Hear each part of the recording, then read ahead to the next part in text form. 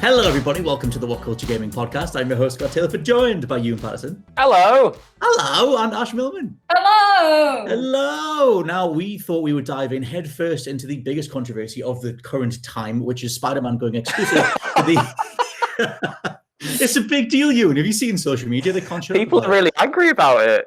Yeah, it's blown up left, right, and center. So yeah, PS4 version of Avengers will have Spider-Man exclusive to that platform. They haven't said whether it's a timed exclusive or for all time. But obviously, there's a whole lot to pick apart with this. I guess to go into you straight away, Ewan, what was your initial thoughts on this? My initial thoughts on this, Scott Tailford, was the Principal Skinner "Am I so out of touch?" moment, because I saw everyone getting really, really angry and riled up about it, and I was just kind of there like, and what? It's happened before.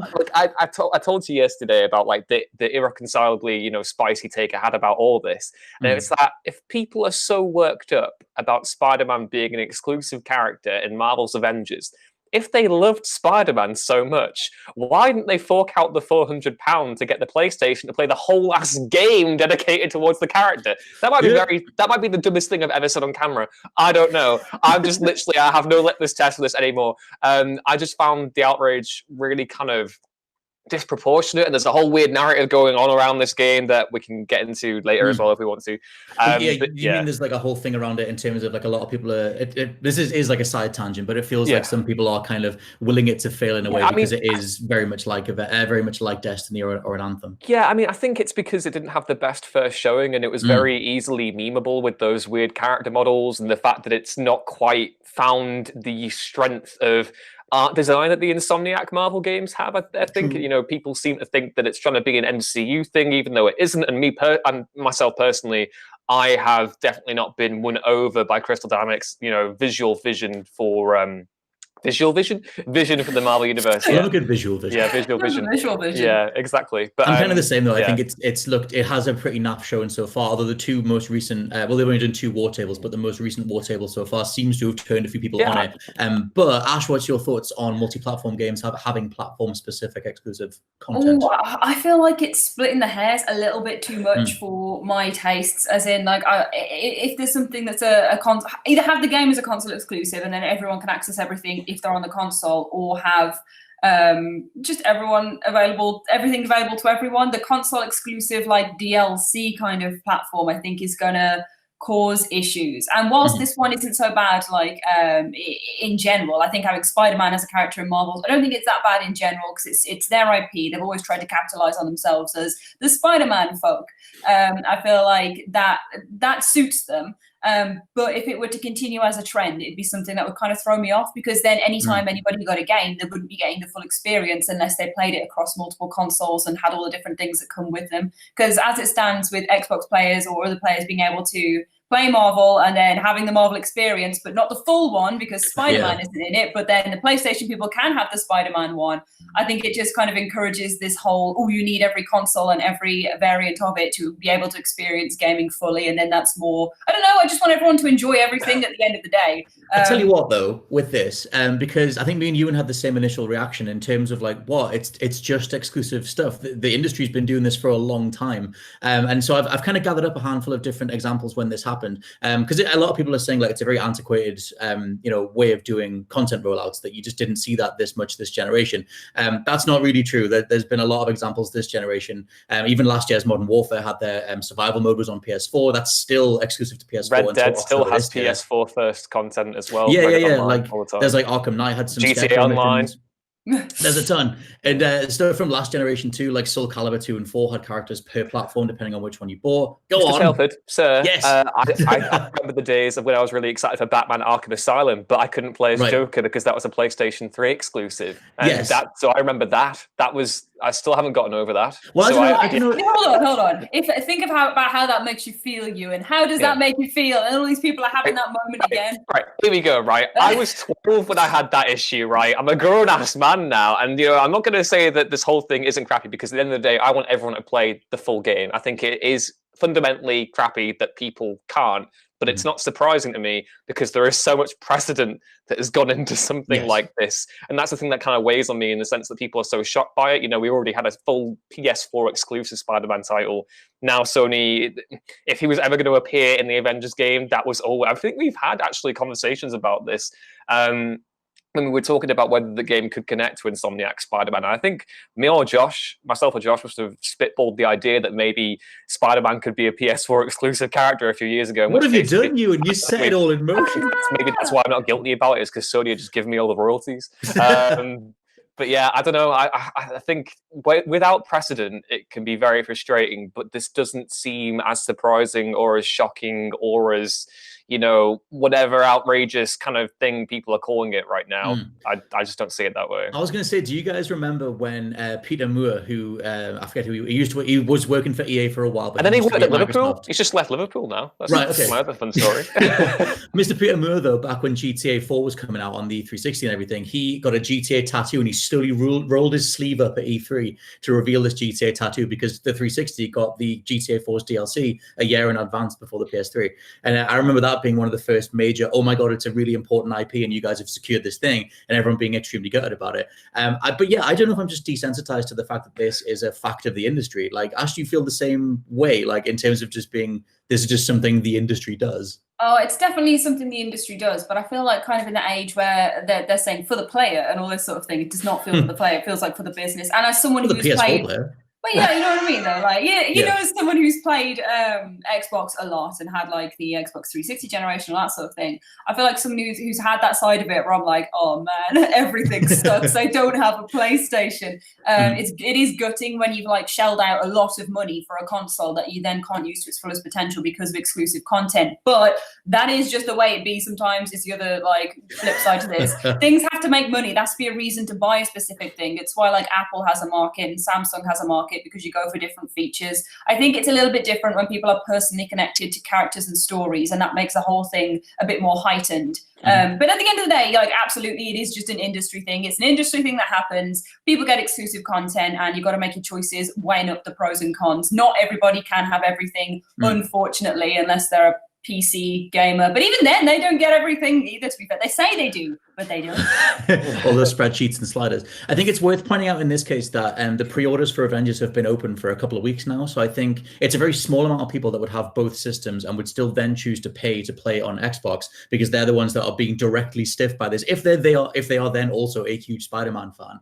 And there's also a weird thing as well, where in terms of the core value proposition of what this game is, assumedly Spider-Man isn't a remotely worthwhile part of that, because he's only being added on like 2 months before, a month before launch. That's the important context I think a lot of people are missing here. You know, it's not going to be a fundamental part of the game. The way that Square Enix or Crystal Dynamics have built this game up is very much along the lines of a Destiny, where you'll have individual hero missions and then they will join your band and you can do different missions that come after that. And to me personally, you know, I guess, you know, in the age of the MCU where Spider-Man is so synonymous with the Avengers now, when really when I was growing up, that wasn't the case at all. I don't see that synonymy between the two properties, so I'm not that burnt up about it. But I guess maybe if you do see Spider-Man as being an Avengers character, then maybe that kind of exacerbates things a little bit more. But again, that's not really what I care about the character for anyway. I'm kind of, if anything, Scott Taylor and Ash Millman. I'm outraged by the fact that we've got Spider-Man in this game at all. He ain't an Avenger. He's been an Avenger a few times, but he's not a core Avenger. You know, we've got to get Hawkeye in there. We've got to get all the other people in there first. What is this? You know, just... See, I love this, like, the Ewan Patterson, like, the knowledge of all the comics and everything, just coming in with the slam dunk. Like, yeah, fair enough, he's not an Avenger. Yeah, rid of him, bin him off. Exactly. That's my nuclear take, actually. Not that it's good, actually. It's get rid of Spider-Man, get him out of it. Well, that was the thing that I sort of mean by the value proposition thing. Like, he wasn't mentioned at all, even there's no allusion to Peter Parker in the story. As far as I know, there's nothing that regarding, you know, Peter Parker's going to matter in this universe. And for the longest time, we were speculating on, assumedly, the Insomniac version being tied in, and now a month before launch they've gone, hey, by the way, Spider-Man's a thing.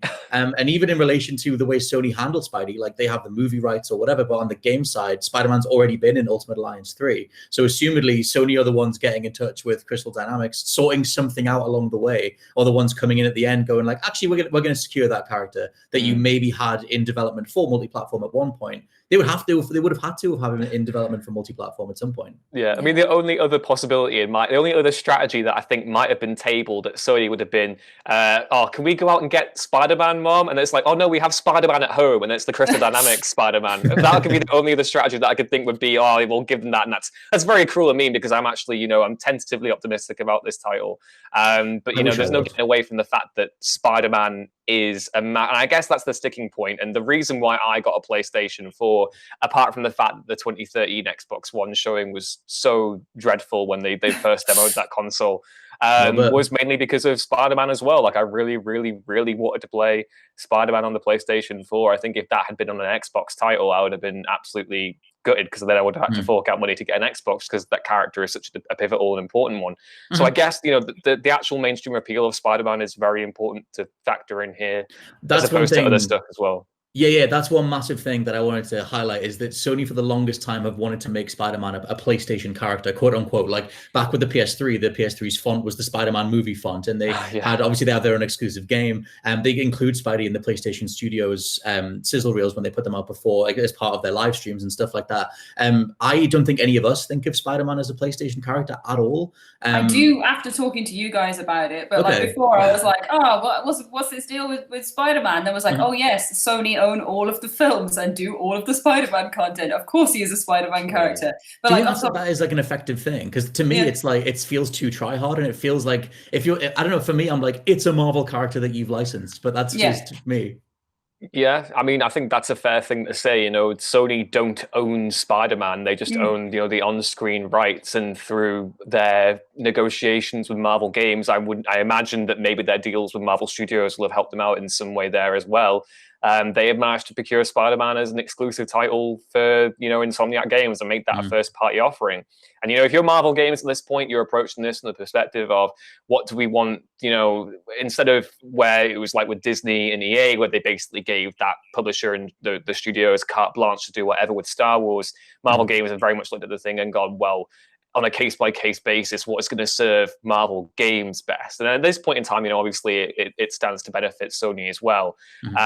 But yeah, I don't know. It's one of those things where I look at it and I'm like, yeah, Spider-Man, he's such a universal property, and it is a bit cringe that Sony are trying to be like, oh, he's actually, hey, you like Spider-Man and Ratchet and Clank and Jack and Daxter and Nathan Drake. Well, they're all PlayStation characters, friends. Exactly. That is a little bit weird, but at the same time, the PS4 Spider-Man game was fantastic. So I think it's working is the thing, though. No matter how it may feel, it's like, oh no, absolutely. Like I say, I would never have thought of Spider-Man as the Sony character, but the recent discussions about it, and then actually thinking about all the work they've put into brand him that way. I feel like in 10 years, 20 years, when we've just all installed games into our eyeballs and have Spider-Man in there, Sony will have absolutely solidified their foothold as having Spider-Man, even if it is just holding him like a butterfly in their hands, going, he's ours.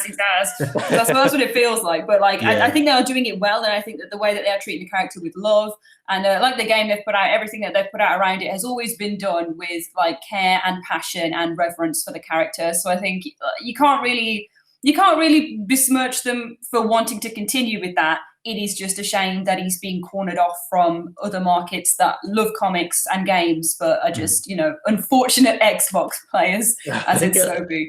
A ton of it. I think the reason a lot of people blew up about it, obviously it's Spider-Man. He is this incredibly popular character. The Spider-Man game on PS4 is the highest selling or the best selling game in PS4 history. It's this massive deal. But it's just that thing where it's so close to the release date itself that they've kind of dropped in this last minute thing that they could have led with months ago. When I start thinking about the specifics of how this must have rolled out, assumedly considering the amount of dev time it takes to make a character model and start designing missions and things like that, unless Spidey is a 2021, way further into 2021 character. I think it's slated for an early 2021 release. Sorry, right? Because they had early 2021. So it's was this character a multi-platform character in the first place? And then Sony got on the blower and said, actually, we'll take him. We'll give you $4 million or whatever, because this is the character that we absolutely know and love. I did want to pivot into timed exclusive stuff as well, because when I started Googling all the cases of multi-platform games with exclusive stuff this generation, like I said, it was Modern Warfare last year with the survival mode, it's Arkham Knight Scarecrow missions, Assassin's Creed Black Flag had some timed stuff. Assassin's Creed Black Flag was one of the only examples where something stayed exclusive to PlayStation. Modern Warfare, Arkham Knight, Hitman, Control, and Watch Dogs all did exclusive stuff that went across after a certain amount of time. And even something like Rise of the Tomb Raider went back across to PlayStation after initially being on Xbox One. Do you guys think that the timed side of it makes it more acceptable and makes it more palatable? Or is it still like a kick in the teeth? No, timed exclusive is great. I love timed exclusive. You get all of the joys of being, oh yeah, I'm a such and such player. I have package. All of this, but everybody actually gets to play it as well. So I think if they're going to do exclusive, timed exclusive, absolutely is my jam, because it's like, okay, yeah, cool. You have to have it late. It's like, you know, get a cinema ticket. Yeah, you can go and see it at the cinema, have the full experience the way it's supposed to be with all the stuff in the right place. And then you can watch it on home movie later. And it's like, you still get the same stuff and you get it a bit later, but you get it for like a better price or a different accessibility sort of rate or whatever. I think timed exclusive is absolutely the way to go, but I do recognize that I don't know, I feel like that's kind of a nerd opinion for anyone who's like, I love exclusives. I love like exclusives to consoles, because it's, oh yes, everybody gets a slice of the pie. But I would say the exclusive side of it is the quote unquote nerd opinion, because that's the full on console wars. Look at what my team's doing. Like let's wave the flags and get the foam fingers out kind of thing. It's really weird. I'm kind of really, I might even be a little bit more like kind of iffy about timed exclusives. I don't know. I think that in my head, I'm like, the GTA example you brought up earlier, Scott, it's a really good example, because, you know, back when Rockstar, well, you're welcome, when Rockstar were like really focusing on like single player experiences, and, you know, GTA was its premier single player experience. And for you to complete that single player title, and then I think, was it like a year or 2 years that some of these DLCs were locked on the Xbox for? It was a while. I remember it being a while. It was Xbox exclusive DLC for a year. Yeah. I mean, a year is a long time, and if you're waiting for the DLC for GTA 4, that's potentially massive. And, you know, I think Call of Duty has been a big proponent of the timed exclusives for a while now. You know, they've had that was with PlayStation. I think that's still ongoing. But that's survival mode is exclusive to PS4 right now. Yeah, so I mean, that would be frustrating, I think, as well, especially in terms of the way we look at multiplayer games now as being a platform to then expand upon. If you've got an entire player base, and, you know, to be fair, it comes at the expense of both players, and I'm sure the studios as well, because they've got to cultivate a community and make sure that they're invested constantly. And if you're basically withholding content for a period amount of time, and if it's substantial content at that matter, then that can fragment the player base and, you know, cause anxieties in that sense as well. So my whole big position on it is that I think exclusives are dumb. I think everyone should be able to play whatever, but at the same time, I'm just resigned to it all now. Maybe that's the position I've been brought into the I think after Joker broke my heart in 2009, that's more. Well, that's kind of the thing, because my perspective on it is that it's just cold hard business, and it's not that like Spider-Man matters more to people, but there's so many examples of this. Chinatown. It is. It's just pure, just like, well, Sony, you know, getting it out, flopping it down on the table, being like, look, we are a bit of a Spider-Man thing, flopping it left, right, and center, and that's their thing. And so they're like, well, there's an Avengers game. However that deal came together, there's a propensity to have a Spider-Man exclusive piece of content. They're going to throw the money down on it because it matters more to them on a long-term business plan kind of sense to have Spider-Man associated with PlayStation, and they'll just throw money at it. So it's just, I see exactly why it happens, and there's so many examples of it in the past as well. One thing that stuck out though, when I went back over like the examples I just gave, Modern Warfare, Assassin's Creed, Hitman, whatever, all of them were PlayStation deals that were like, they were originated on the Sony side and then they came over to Xbox. One of the only other examples is that Rise of the Tomb Raider thing from the beginning of the generation, which was a year exclusivity, and then it went across to the PlayStation.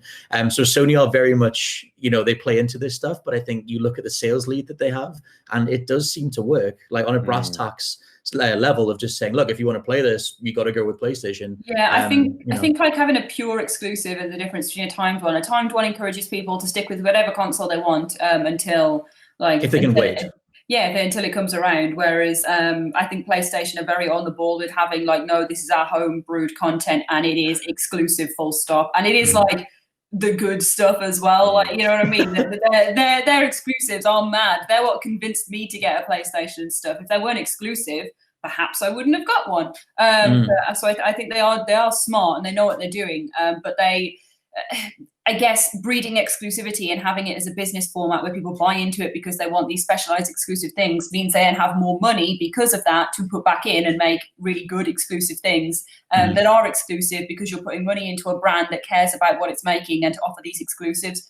I've said exclusive so many times, it doesn't sound like a word anymore. But yeah, so I feel like the timed exclusive side kind of chips away at what consoles and brands can make if people just had them as exclusives and signed up for a particular one to support them in that sort of making as well. I think Sony do the best exclusives out there, and if their model is working and people are buying into it. I have to claim Ash Millman if you're not got a Nintendo Switch, Ash Millman. No, you know what? I've dabbled in the Switch stuff, but I think Hellfire. I've dabbled in it, but like I think I'm probably with you, to be honest. Sony, don't wind me up then. I'm like grabbing at the words and going, oh no, it's Nintendo Switch. But no, I think Sony do have the edge on exclusives, considering the absolute like hot iCore they've put out recently of brilliant titles. Inject it into my veins. But one thing I was going to mention in regards to all that stuff is like you mentioned before we started recording, like the way that Microsoft are pivoting their whole business model and their general mentality and attitude towards gaming overall, where it's almost like, and this is a cynical way to go about it, where it's almost like they're embracing the fact or admitting the fact that they can't compete with the amount of exclusives that Sony have, and their mandate has just been like, hey, we Game Pass, everything's for everybody, you play everything wherever you want. We're going to have a solid, ostensibly a third position going forward, because the Switch is still this runaway success as well. I mean, I think in a way, and even though I think you could potentially make the argument, 7 years on from that first E3 showing that Microsoft have potentially won the argument on, physical free games media and, subscription-based models or whatever.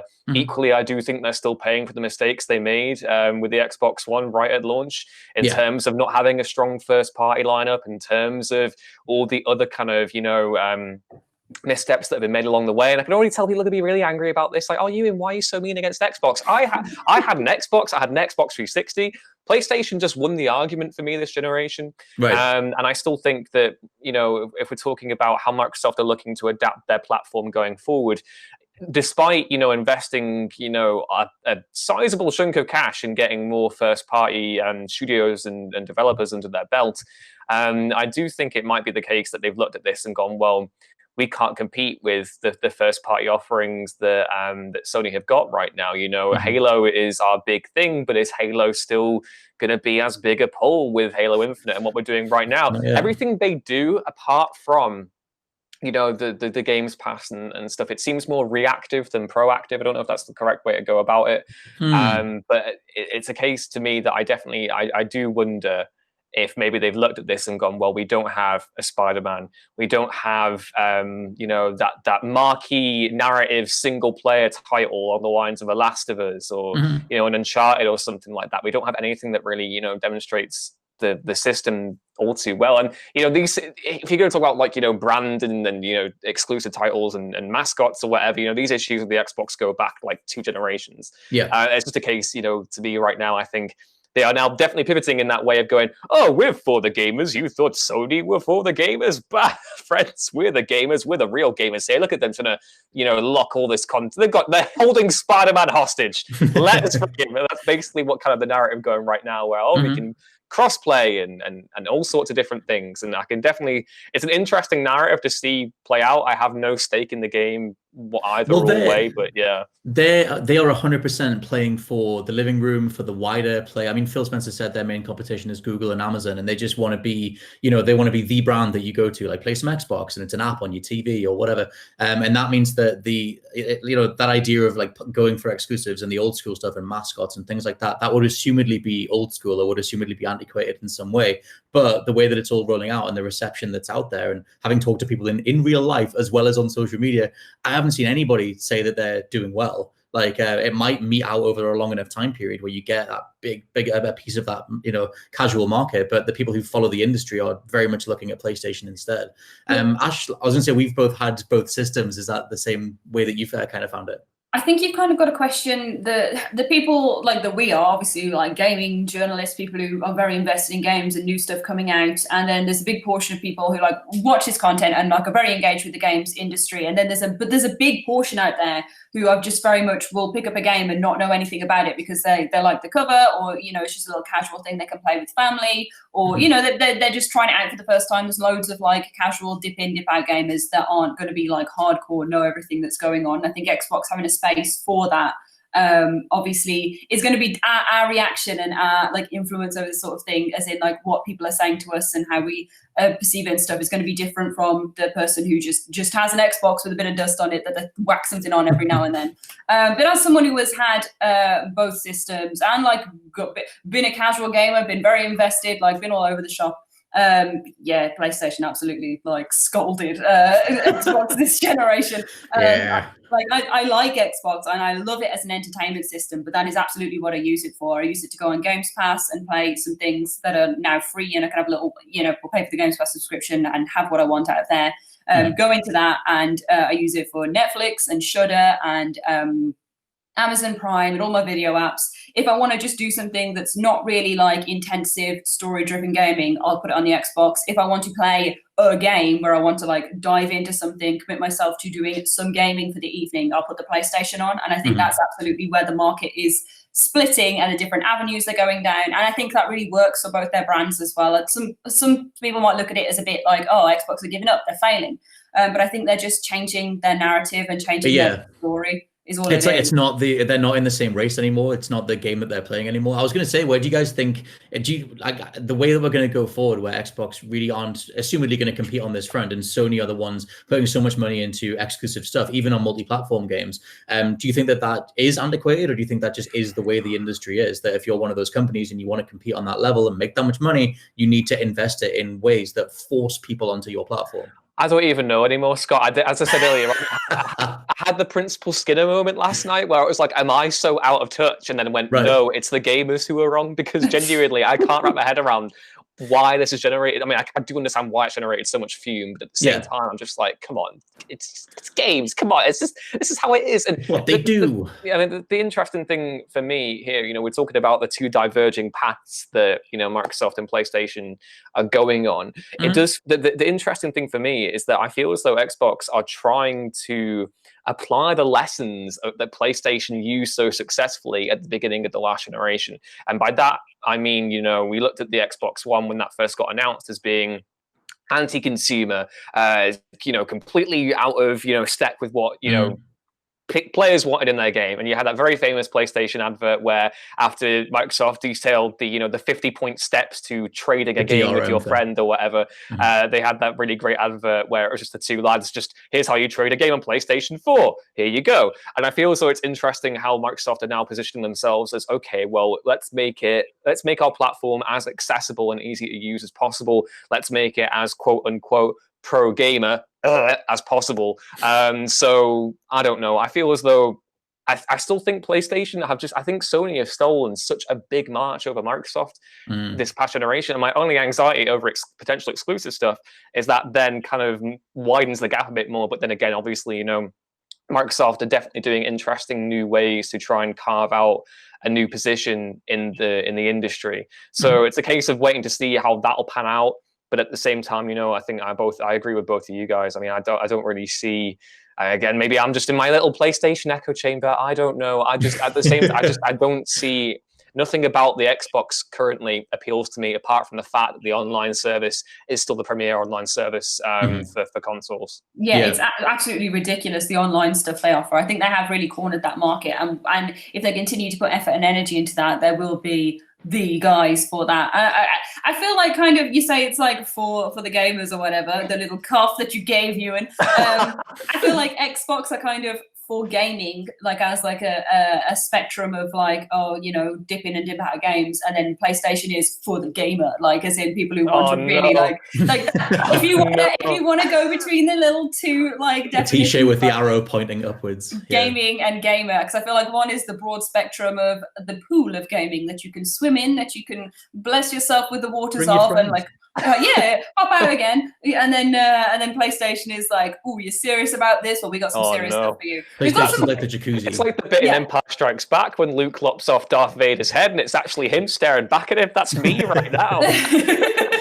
No, oh, sorry, go on. No, I'm going on loads. Sorry. I think I think having that sort of attitude for PlayStation really works for them, and it's something that obviously draws people who are interested in gaming in. Like, seriously, we'll get a bit more into it very much because of the different exclusives and stuff. I think the bottom of this root of this problem for the SpiderMan issue is I get it. I really get the outrage and why people are upset, because if it gets too much exclusive, then you miss out, and people don't want to miss out. They just want to celebrate all things nice in gaming. So yeah, it does feel anti-consumer if you're on the outside of the bubble and you feel excluded. But for those in it, it's very much a celebration of, we have this money, we're spending it on you, we're giving you things that you want. Don't laugh. Don't laugh. I had this image of just PlayStation just putting money all over the place, just like. like that's kind of been their thing, just hanging out at the club, showering in all directions, because that's pretty much how they've treated this generation. Just every other third-party company, hey, what can you guys do for us if we do another exclusivity deal? And eventually, over a long enough time period, the Avengers game comes around, and all of a sudden it's Spider-Man. It's this big deal, and we all start paying attention to it. But like, as I said before, there's so many examples of where this happened previously that I think it's like, someone who grew up with it, or I think all three of us did, then it doesn't strike us as alien, even though it is fundamentally blocking some people off, or gating them off, kind of thing, and that is like a worthwhile talking point. But I don't see this changing going forward. If anything, I think Sony will only embrace it more going into the next generation. Yeah, well, I think that's, as long as, like you say, they're putting money back into their players. They're saying, hey, you like Spider-Man? We'll give you some Spider-Man on your Spider-Man. Like, celebrating all the stuff that people like, knowing that people like Spider-Man and would like to see in Avengers, and that they can put into that and like have it as their mascot and do all that sort of thing, and have it as, I think it's a branding perspective where it's like, this is PlayStation, this is what you get. It's very clear lines, and whilst those lines are quite harsh for some people and players, again, who aren't on the side of them that gets all the stuff. I think it's good for them. Good for them that they have these things like. To be honest as well, like the amount of things that they've done that are literally called like calculated risks. If you look at the making of for God of War with Cory Barlog, when he was talking about the way Shuhei Yoshida reacted to that game, and it's very much a calculated risk, the idea of taking this character that everybody knew and maturing him, and like, oh my God, he's picking flowers and everyone's freaking out. And it was like that thing, and also something like Ghost of Tsushima, which even the Japan studio, Sony Japan, said they wouldn't be able to do. Those sort of quote unquote risks are facilitated by having an audience that they know is gonna work when they put something out. And so like, it does work overall, but obviously all of it is within the PlayStation ecosystem. And so I think all of us, we get all sides of it. It's just kind of fascinating that it's spiked and blown up so much, but a lot of that is because Spider-Man is so beloved. They all love the Spider-Man. They all love they love the Spider-Man, which is why that's why all of this is happening in the first place. But yeah, let us know what you think down in the comments below if you're watching on the video side, or come find us on social media if you're following along on the audio platforms. For now, this has been the WhatCulture Gaming Podcast. I've been your host, Scott Tailford, joined by Ewan Patterson. Goodbye. And Ash Milman. Goodbye. Goodbye, everybody. Bye. Bye. Get me pictures of Spider-Man.